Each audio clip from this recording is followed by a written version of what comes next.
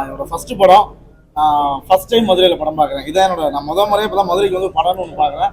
அது என்னோட முதல் படமாகவே அமைஞ்சிருக்கு. ஸோ எப்பவுமே லைஃப்பில் மெமரபிளான தேட்டரு, மெமரபிளான ஊராக இந்த மதுரை இருக்கும். சாரோட ஃபேன்ஸுக்கு ரொம்ப ஃபர்ஸ்ட் ஆஃப் ஆல் தேங்க்ஸ். அந்த மாதிரி ஆட்கள் அப்படி ஒரு ரிசீவ் பண்ணதே அவ்வளோ அன்பாக இருந்தது. மதுரைக்காரங்கிட்ட ஒரு அன்பு இருக்குன்னு கேள்விப்பட்டிருக்கோம். நான் இப்போ தான் இந்த ஊருக்கு வந்து அதை பார்க்குறேன். ஸோ ரொம்ப சந்தோஷமாக இருந்துச்சு இந்த படத்தை இப்படி ரிசீவ் பண்ணுறது. ஓவரால் இந்த படம் ஒரு ஃபர்ஸ்ட் படம் டேரக்டராக பார்க்கும்போது சார் சொன்ன மாதிரி தான் 1000+ ஸ்க்ரீன்ஸில் வருதுன்றது ஒரு பெரிய விஷயம். ஸோ அது எடுக்கும் போது நானுமே எதிர்பார்க்கல. ரிலீஸ் ஆகிற மொமெண்ட் வரைக்கும் தெரியாது. ஸோ இவ்வளோ பெரிய மேசிவான ஒரு ரிலீஸ் கிடச்சிருக்கு. ஸோ அதுக்கே ஃபர்ஸ்ட் டேரக்டராக எனக்கு பெரிய பிளெஸிங் நான் ஃபீல் பண்ணுறேன். ஓவரால் மக்கள் நாங்கள் எதிர்பார்த்த மாதிரி நல்லா ரிசீவ் பண்ணியிருக்காங்க. இது வரைக்கும் அந்த எல்லா கமெண்ட்ஸுமே நாங்கள் எதிர்பார்த்ததை விட ஒரு ஸ்டெப் அகேடாக போய் தான் அவங்க ஒரு பாயிண்ட்ஸையும் பார்த்து நோட் பண்ணி யூஸ் பண்ணுறாங்க. ஸோ ரொம்ப சந்தோஷம்.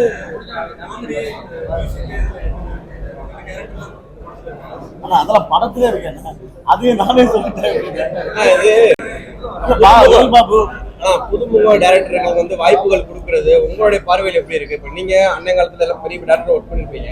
இந்த மாதிரி யங்ஸ்டர்ஸ்க்கு நீங்க வாய்ப்பு கொடுக்கறதுனால என்ன மாதிரி கதைகள் வருது? நீங்க நிறைய கதை கேட்டிருப்பீங்க. என்ன மாதிரி ஃப்ரெஷ்ஷான கதைகள் கேள்விப்படுறீங்க? எந்த அளவுக்கு மக்களுக்கு இம்பாக்ட் இருக்க மாதிரி இந்த மாதிரி வித்தியாசங்கள் இருக்காங்க? நிச்சயமா இருக்கு. இப்போ வர அந்த நியூ ஜெனரேஷன் ஆஃப் டைரக்டர்ஸ் வந்துட்டு வேற ஒரு லேர்னிங் எடுத்துட்டு வராங்க. ஏன்னா இப்போ வந்து நம்ம வந்து ஒரு படத்தை வந்து கற்றுக்கணும்னா அதுக்கு ஒரு அசிஸ்டன்ட் டைரக்டர் ஒர்க் பண்ணணும், எடிட்டிங் ஒர்க் பண்ணணும், இவ்வளோ இருக்குது.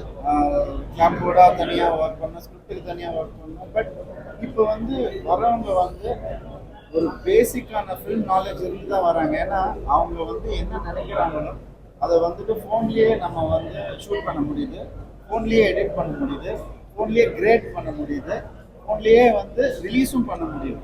ஏன்னா மீடியமில் ரிலீஸ் பண்ண முடியுது. ஸோ ஒரு மீடியம் வந்து ஈஸியாக கற்றுக்கக்கூடிய ஆப்பர்ச்சுனிட்டி வந்து நமக்கு கையிலேயே இருக்குது. ஸோ பல வருஷங்களுக்கான உழைப்பையோ எக்ஸ்பீரியன்ஸையோ வந்து நம்ம ஷார்டன் பண்ண முடியுது. ஸோ அது ஒரு நல்ல விஷயமா தான் நான் பார்க்குறேன்.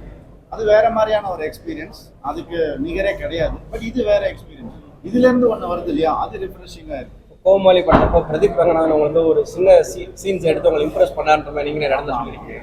ஸோ இவர் இம்ப்ரெஸ் பண்ணதுக்கான காரணம் என்னவா இருக்கு? இந்த படத்தில் இவர் இம்ப்ரெஸ் பண்ணது வந்து இவர் விஸ்காம் லாயலால விஸ்காம் படிச்சிருக்காரு. அதுலேயே இம்ப்ரெஸ் ஆகிட்டேன். ஏன்னா நானும் ஜூனியர் சார் நானும் லாயலால விஸ்காம் பண்ணேன்.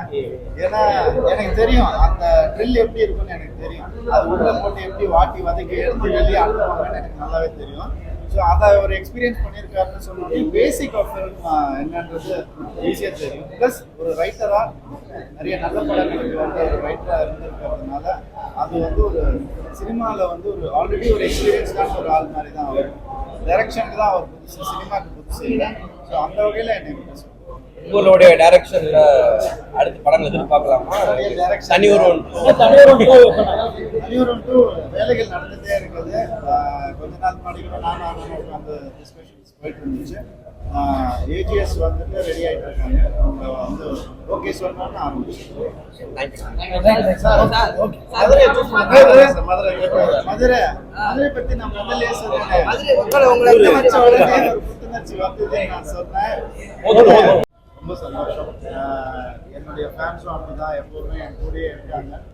அவங்களுடைய கட்டளை இதுதான் நான் இங்கே வந்தேன். என்னை ரொம்ப சந்தோஷப்படுத்திட்டாங்க.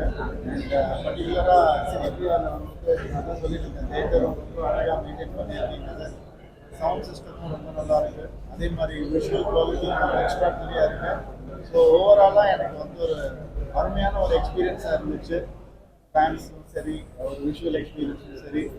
முதல் தடவை டைரக்ட் பண்ணியிருக்காரு ஆண்டனி பாக்யராஜ் அவர்கள். அவர் கூட உட்கார்ந்து அவர் ஒவ்வொரு சீனும் கை தட்டும் போது அவரே தான் நான் பார்த்துட்டு இருந்தேன்.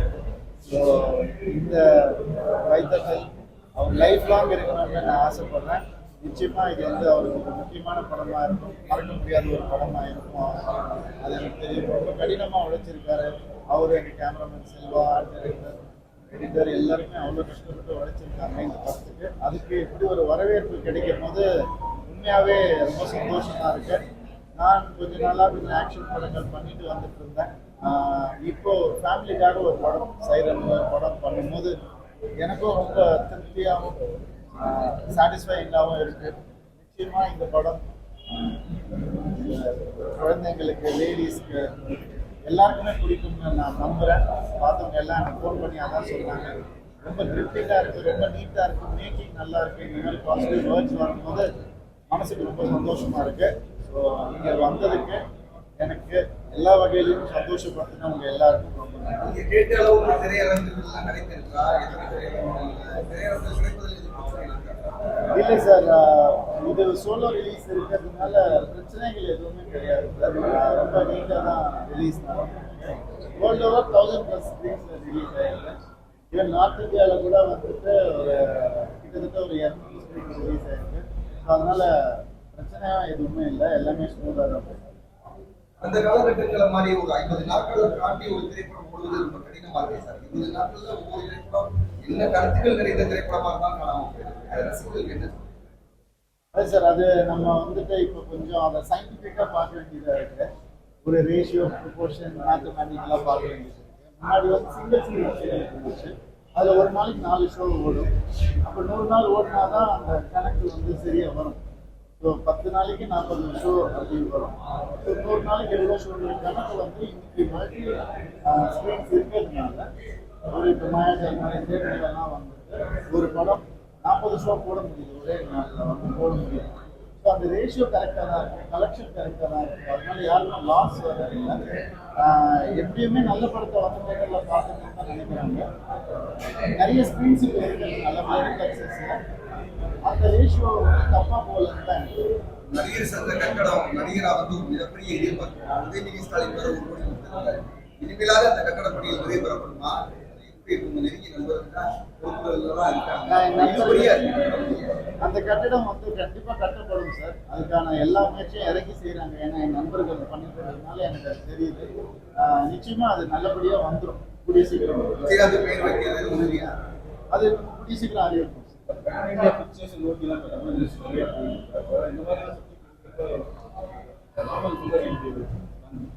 இந்த மாதிரி சப்ஜெக்ட் எடுக்கிற ஆக்ஷன் அதான் சார், நீங்க வந்துட்டு இதை நம்ம ஃபேமிலி அண்ட் த்ரில் சேர்ந்த ஒரு படம் சார். அது ரொம்ப ரேர் காம்பினேஷன். ஸோ அப்படி இருக்கிறப்ப எல்லா இடத்துலையும் இது வந்து கண்டிப்பாக ஏற்றுப்பாங்கன்ற ஒரு நம்பிக்கை எங்களுக்கு இருக்கு.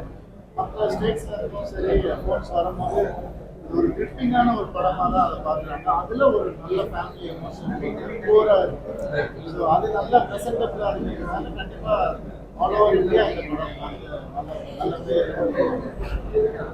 அந்த நடிகர்கள் அரசியலுக்கு வரது எப்படி பாத்தீங்க? விஜய் பொதுவா நடிகர்கள் எல்லாருமே வராங்க. நீங்களும் வர மாதிரி இருக்கும். நமக்கு அந்த எண்ணம் இல்லை சார். நான் வந்து அண்ணனுக்கு ஆதரவு கொடுப்பீங்களா? அண்ணனுக்கு ஆதரவு கொடுப்பீங்களா? உங்க அண்ணன், அதாவது திரையுலக அண்ணனுக்கு எது சொல்றது? திரையுலக அண்ணனுக்கு ஆதரவு கொடுப்பீங்களா? அப்படி அவங்க திருப்பியாச்சு. இந்த கேள்வியை கேட்டு நான் ஒன்று சொல்றேன். ஒரு சொல்லுங்க. ஒரு சொல்லுங்க. ஆன்சர் விஜய் அண்ணனோட இடத்தை யாரும் ரீப்ளேஸ் பண்ண முடியுங்க? அவர் இடத்த யாருமே ரீப்ளேஸ் பண்ண முடியாது. அண்ணனுக்கு ஆதரவு கொடுப்பீங்க? ஆன்சர் பண்ணல. இல்ல, அவர் ரீப்ளேஸ் பண்றீங்க. அண்ணனுக்கு நீங்க ஆதரவு கொடுப்பீங்களா அப்படின்ற ஒரு பாயிண்ட் இருக்கு. என்னுடைய வட்டம் இவ்வளவுதான், சினிமா வட்டம் தான். அதுக்கு அண்ணன் கூப்பிட்டாருன்னா, அண்ணன் அழைப்பு கொடுத்தாருன்னா, அண்ணன் வீட்டுக்கு கூப்பிட்டாருன்னா போயிட்டு வரலாம்.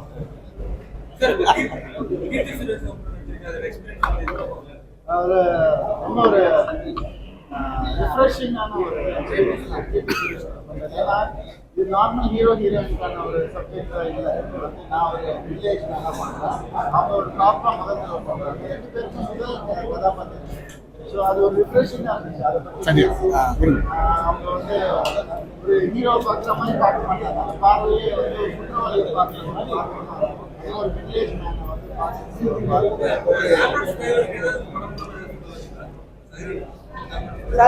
ஆம்புலன்ஸ் டிரைவர்ஸ் மட்டும் இல்லை சார், இந்த படம் மூலமா நிறைய நல்ல விஷயங்கள் சொல்லப்பட்டிருக்கு. ஆம்புலன்ஸ் டிரைவருக்கு வந்து அவங்க சொல்லணும்னு நினைக்கிறத வந்து டைலாகா சொல்லியிருக்கோம். அந்த மாதிரி நானே வந்து யமனை துரத்தி போயிட்டு இருக்கேன், என் பின்னாடி ஏன்பா துரத்தி வந்துட்டு இருக்கீங்க, அந்த மாதிரி சில அவங்க சொல்லணும்னு நினைக்கிற டைலாக்ஸ் எல்லாம் ஆம்புலன்ஸ் டிரைவர் சொல்லணும்னு நினைக்கிற டைலாக்லாம் சொல்லி எனக்கு கல்யாணமே இங்கதான் நடந்தது. மீனாட்சி அம்மன் கோயில்ல கல்யாணம்.